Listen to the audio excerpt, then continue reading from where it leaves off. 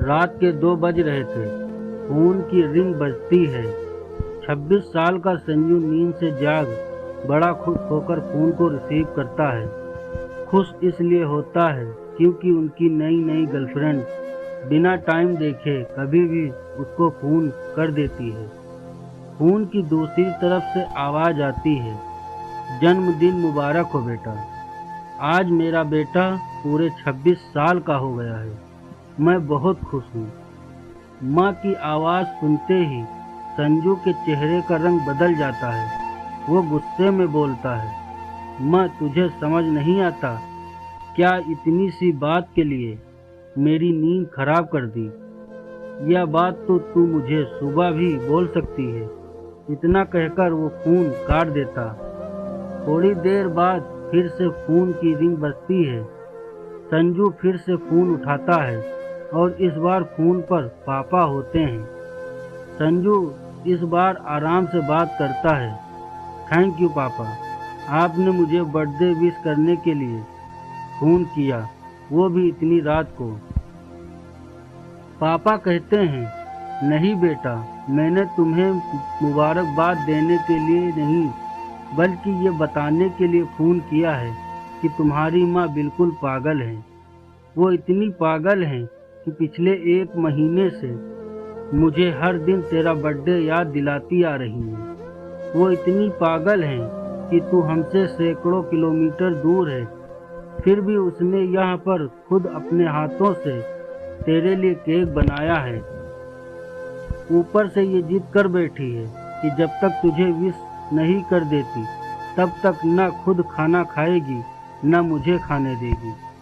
संजू सब ध्यान से सुन रहा था और उसे यह महसूस भी हो रहा था कि उसने अपनी माँ का दिल दुखाया दिया है। वो बोला, नहीं पापा, माँ बिल्कुल पागल नहीं है। पापा कहते हैं, नहीं बेटा, तू अपनी माँ के पागलपन को नहीं जानता। मैं जानता हूँ।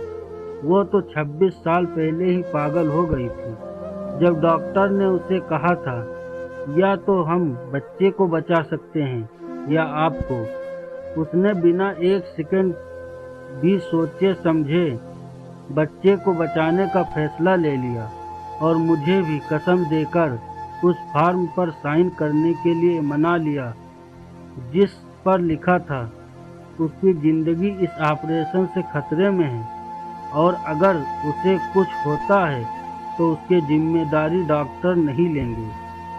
अब तू ही बता, बिना तुझे देखे जो औरत तेरे लिए मरने को तैयार हो जाए उसे हम पागल नहीं कहेंगे तो क्या कहेंगे।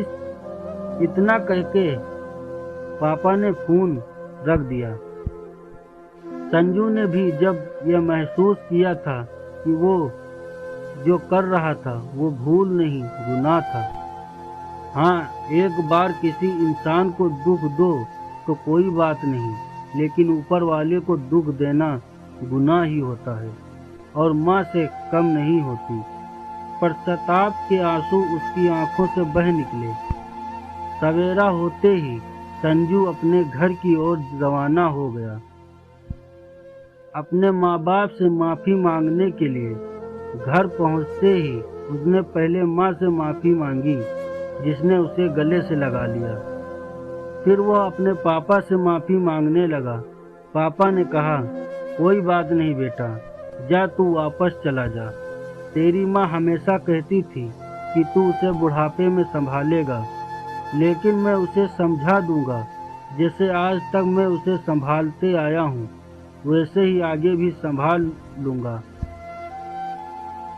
उसे भी यह समझ लेना चाहिए, जो बेटा उसके एक फ़ोन करने से परेशान हो जाए वो उसे उम्र भर क्या संभालेगा। बाप की ऐसी कड़वी बातें सुन संजू की आंखें बहने लगी। वो सर झुकाए अपने बाप के सामने चुपचाप खड़ा रहा।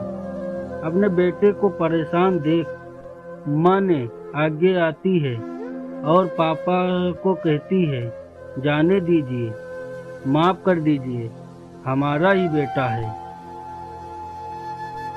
दोस्तों, ये वीडियो कैसी लगी आप लोगों को? अगर वीडियो पसंद आए तो लाइक और शेयर और सब्सक्राइब ज़रूर कीजिएगा हमारे चैनल को आप लोगों की सपोर्ट की बहुत